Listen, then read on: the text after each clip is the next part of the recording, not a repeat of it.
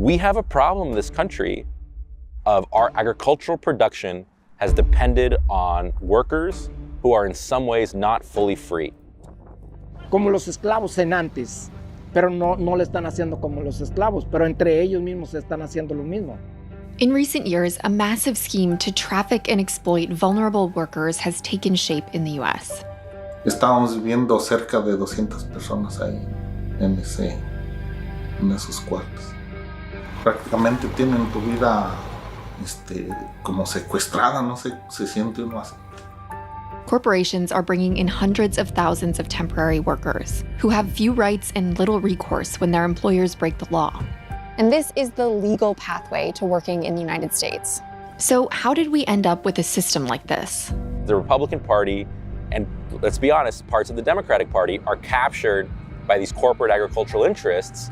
No other industry would get away with this. What we discovered on a trip to Washington State and California revealed how a visa for workers who are trying to play by the book became a legal loophole for corporations to perpetrate some of the worst types of labor abuses. And how companies are not only getting away with this, but are quietly scheming to make it even worse. Desde pequeño soñaba yo con venir a Estados Unidos. Soy ciudadano americano. Todos mis hijos nacidos en este lindo estado de Sunnyside, Washington. Sunnyside is an agricultural town in eastern Washington. Farm workers from Mexico started moving here after World War II. Generations later, families like Crisanto Serranos are the bedrock of the agricultural workforce. Crisanto's worked on farms here for the past 40 years, at least until last summer. Fui en enero de este año para meter aplicación para ver si me podían llamar a trabajar y pues mi aplicación fue anulada, no me hablaron, no me solicitaron. Crisanto lost his job at a mushroom farm, but not because the company didn't have enough work. Y he salido a buscar trabajos y no he podido encontrar. Pero ahorita, si vas a ranchos, tienen puro contratado. The contracted workers Crisanto is talking about are migrant workers who are brought to the U.S. on temporary work permits known as H-2A visas. For the first many years of the program, it really wasn't used very much. But in just the past decade, it's more than tripled in size. The H-2A program is supposed to be a legal way for workers to come to the U.S. But what happens in practice is very different. Their employer essentially owns and controls their immigration status, which means their ability to be in the United States and to work and earn money. That has led to many cases of forced labor and human trafficking and serious abuses of H-2A workers. But workers who speak out can face tremendous risks, including deportation. So it's rare to get an in-depth account of what exactly workers are dealing with. We are on our way to meet Frank. He was an H-2A worker for several years out in Connecticut, but he now lives in Southern California. So we're going to meet him at the motel where he's been staying. Así vivíamos cuando trabajaba para Manzana, todo amontonado. Frank Javier Zavala Martinez was recruited to work in the U.S. by a company called Manzana. He began the long journey from Mexico to Connecticut in 2021. When he got there, he found out he'd be staying here, a labor camp with 200 workers who slept on bunk beds separated by garbage bags or on air mattresses when there weren't enough beds. Frank raised his concerns to his supervisor. Le dije a Luis, vive mucha gente aquí, y él luego me comentó, me dice, si te gusta, si no, puedes buscar dónde vivir tú. Frank worked up to 60 hours a week at Casertano Greenhouses, a plant nursery in Connecticut. There was no time off during holidays and no overtime pay. At what point did you start to wonder if what Manzana was doing was illegal? En el punto en que empezaron a cobrarnos el dinero por traernos. Y yo desde ahí empecé a notar que había cosas extrañas. Frank had to take out a high-interest loan to cover his travel expenses, costs that should have been fully reimbursed by Manzana, but weren't. Then he was charged fees in order to be recruited back the following season, which is illegal for companies to do. Si nosotros no dábamos esa parte de dinero, ya no regresábamos. Hubo compañeros que les tocó no dar esa parte y ya no regresaron a trabajar. Uno estaba pagando por trabajar, así principalmente. In a 2020 report by the Centro de los Derechos del Migrante, a quarter of workers reported paying recruitment fees. More than 60% took out loans to come to the US. For Frank, these costs added up to thousands of dollars each season. Did you feel like there was anyone that you could turn to for help? Mire, desgraciadamente no. No, y principalmente no busqué una persona porque como que tenemos prohibido acercarnos a las personas a platicar de nuestra situación. Yo les soy sincero, yo opté por quitarme la vida porque yo no aguantaba la presión ya. La situación de sus necesidades pues lo va obligando a que usted aguante. H-2A workers come here, don't speak the language, don't know anybody here, and have paid recruitment fees, so they're basically indentured and afraid to leave their job and have very little recourse. Even when workers do report labor violations, there are rarely investigations. We looked at what the chance would be that any employer gets investigated in a given year, and it's far less than 1% of a chance that any farm employer will be investigated in a given year. So really, they can, for the most part, operate with impunity and not worry that the Labor Department is ever going to show up. Despite evidence of widespread abuse of workers' rights, the H-2A program is only continuing to grow. There were more than 380,000 H-2A jobs in 2024. Almost 8 times as many as in 2005. Very simply, the H-2A program was set up as the idea being that it would supplement the workforce that exists, that if there was not a local American worker who could do the job, that there would be a labor source to fill that need. Antonio de Luera Brust works with United Farm Workers, a union that organizes farm workers nationwide. We met up in Washington, where employers are increasingly turning to the H-2A program over undocumented and citizen workers who have been here for decades. One of the issues here is the H-2A program has these rules that are supposed to protect local workers. But as we say in the UFW, there's one law in the books and there's another law in the fields. Employers are legally obligated to hire U.S. workers first when they're available. But several workers we talked to Hello. said that's not what's happening. Anunciaban en la radio cadena que ocupaban gente y un día yo le hablé al patrón, oye, está el anuncio que ocupan gente, que él me dijo, ya no agarres gente. Si había gente no las agarraban. Estaban esperando a que llegaran los achidosa. Y tenían el anuncio en el desempleo, según para cubrirse, que por falta de mano de obra les dan el permiso para que traigan los achidosa. Jose Valencia is a U.S. citizen. He worked for the same farm for 45 years before he was laid off. Simplemente así, nada más, ya no le dan a los locales que van a, porque a esperar ya van a llegar los H2A. Y la gente está local aquí y no se los dan. So. Even if employers get a number of applications from U.S. workers, what will happen is they can essentially ignore them and nobody's really checking. Si llueve, o está muy frío o está muy caliente, tenemos que parar. Y a ellos no, ellos los traen como esclavos. No los dejamos a las leyes que ellos quieren. Esa es la razón de que están trae gente de allá. In 2021, Ostrom, the company Crisanto worked for, started bringing in H-2A workers and paying them more than local workers. So Crisanto and his coworkers contacted the United Farm Workers for help. Pero en ese tiempo, la cuestión de que nos unimos a la unión, empezaron a despedir gente. Eventually, the Washington Attorney General sued Ostrom and got the local workers the back pay they were owed. Discriminating against U.S. residents and women. But soon after, Ostrom was bought by a Canadian private equity firm and renamed Windmill Farms.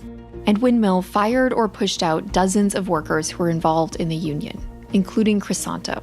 Lo único que me dijo que ellos podían despedir a las personas cuando ellos quisieran, a la hora que ellos quisieran y sin darte una sola explicación. Y resulta que entre todas las 35 personas que corrieron, todos eran con residencias y ciudadanos.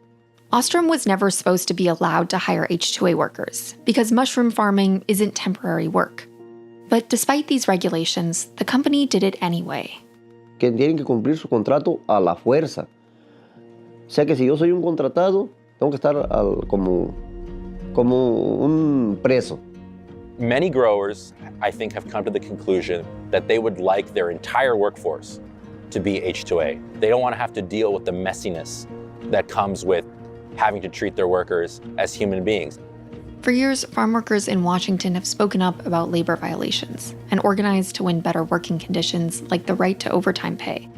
But now, with the pressure of a growing H-2A program and the threat of mass deportations, workers might be less inclined to stand up for their rights. The US in 2023 spent over $30 billion to do immigration enforcement. Compare that to all of the worker protection agencies that the US government has combined, got $2.2 billion. That shows where our priorities are. Already, the farm worker activist who helped win overtime pay in Washington was detained by ICE. Other workers are worried they could be next. No sabemos qué va a pasar con nosotros. Mucha gente tiene miedo. A mí me han dado ganas de decir, ay, tirar la toalla y decir, ok, pues si no me quieren aquí, ahora sí ya me voy, pero mis hijos, tenemos hijos. Es como quitarles oportunidad, ellos que nacieron aquí, seguimos luchando y estamos echándole ganas.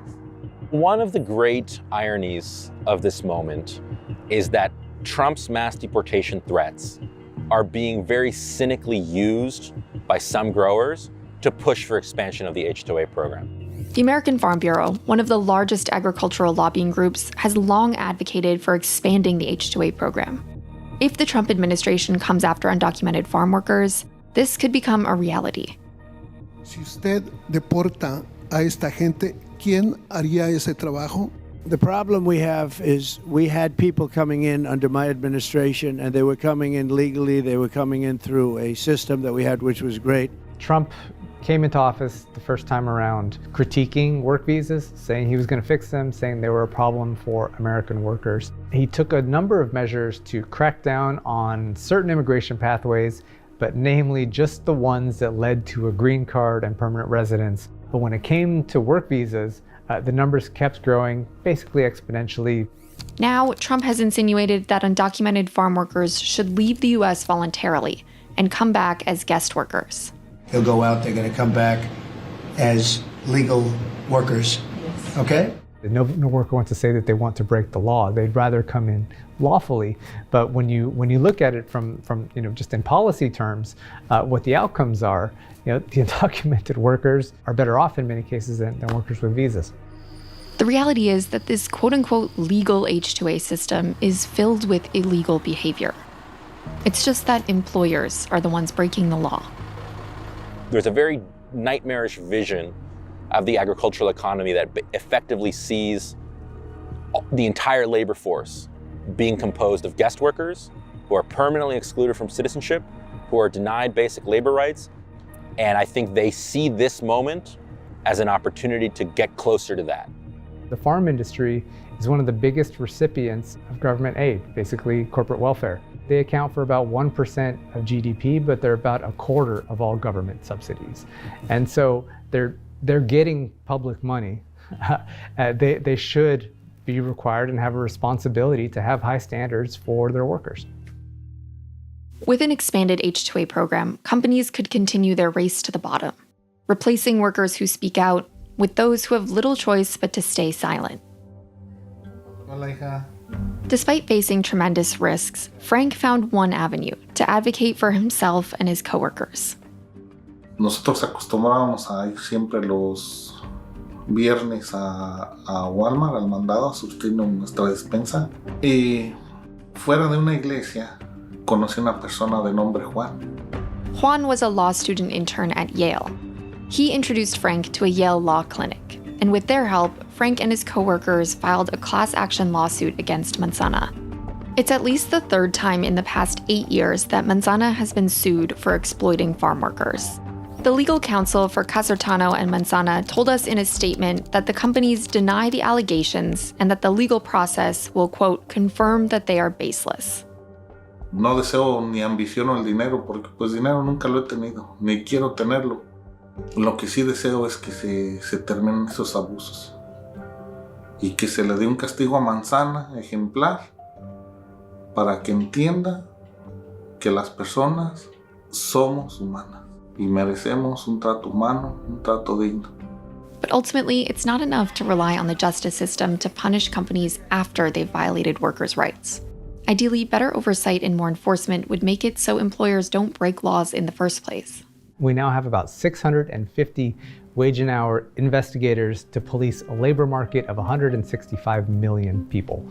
650 investigators is a historic low for all, going back to the late 70s, all the numbers we have data for, it's a historic low. Now you have President Trump and Elon Musk with Doge going after every agency, and where are they going to make cuts? Pretty sure they're going to make cuts at the Labor Department. They're trying to. So to change the dynamic, we need massive investment in labor standards enforcement.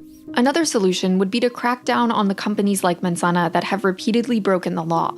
One bill that was recently introduced in California would require foreign labor contractors to register with the state and face penalties if they charge workers illegal fees.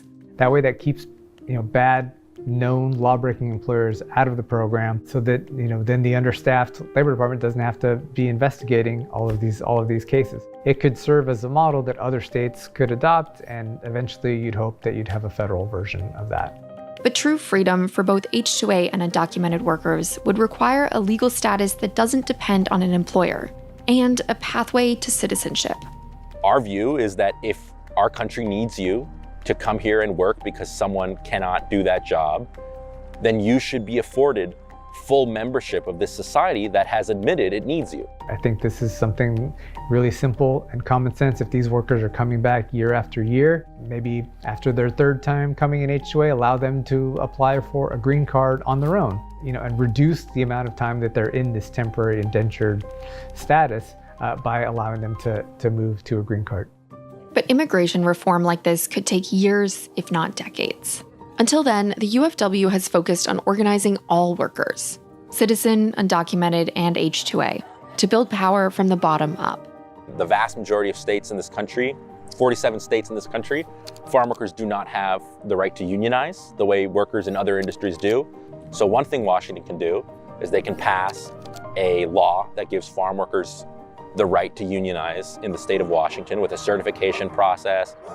En mi persona no quisiera que dejaran de traer gente porque son muy buenos trabajadores. He tenido compañeros que le echan muchas ganas, trabajan muy duro y lo hacen por necesidad también. Pero la misma necesidad tenemos nosotros. At a certain point, we as a society need to decide, are we a free society? Really? Do we want our food, the food on our tables, to be harvested by people who are being denied their rights, by people who aren't free to leave? If we want things to be better for any group of workers, we need to make things better for every group of workers. Thanks for watching. Don't forget to like and subscribe, and if you have ideas for other stories you think we should cover, leave them in the comments.